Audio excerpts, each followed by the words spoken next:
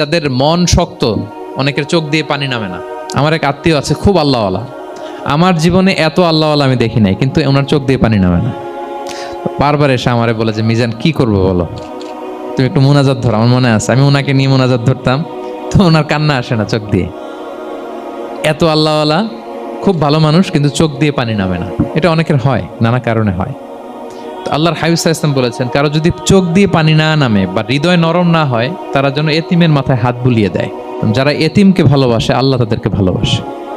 এবং আল্লাহর হাবিব সাল্লাল্লাহু আলাইহি ওয়াসাল্লাম বলতেন, আনা ওয়া কাফিলুল ইয়াতীমি ফিল জান্নাতি কাহাতাইন, আমি এবং এতিমের রক্ষণাবেক্ষণকারী এইভাবে প্রতিবেশীর মতো জান্নাতে থাকব।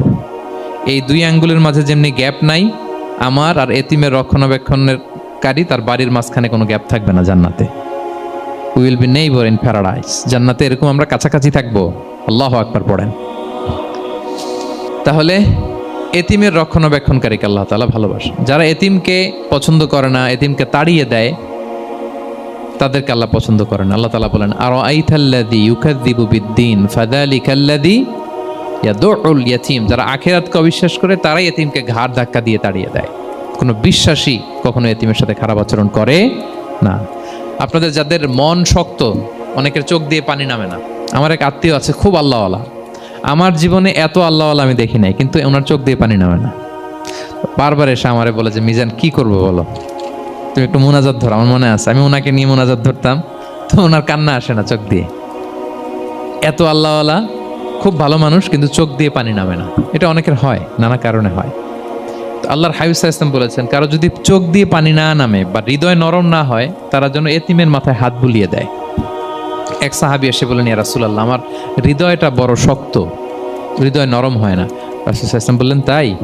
আতুহিব্বু আন ইয়ালিনা কলবুক, তুমি কি চাও তোমার হৃদয় নরম হোক, ওয়া তুদরাকা হাজাতুক, এবং তোমার আশা পূরণ হোক? তিনি বললেন হ্যাঁ। তো রাসূল সাল্লাল্লাহু আলাইহি ওয়াসাল্লাম বললেন, ইরহামিল ইয়াতীম, এতিমের উপর রহম করো। ওয়ামসা আলা রাসি, এতিমের মাথায় হাত বুলিয়ে দাও। ওয়া আতইমহু মিন তুআমিক, তোমার খাবার এতিমকে খাওয়াও। তালিনু কলবুক, তোমার অন্তর নরম হবে। তুদরাকা হাজাতুক, তোমার ইচ্ছা পূরণ হবে। তাহলে হৃদয় যদি শক্ত থাকে, কার মাথায় হাত বুলাবেন? বুলাইছেন কখনো? খুঁজে খুঁজে হাত বুলাবেন। বাংলাদেশে তো অনেক অরফেনেজ আছে, অনাথ আশ্রম, ওখানে যাবেন।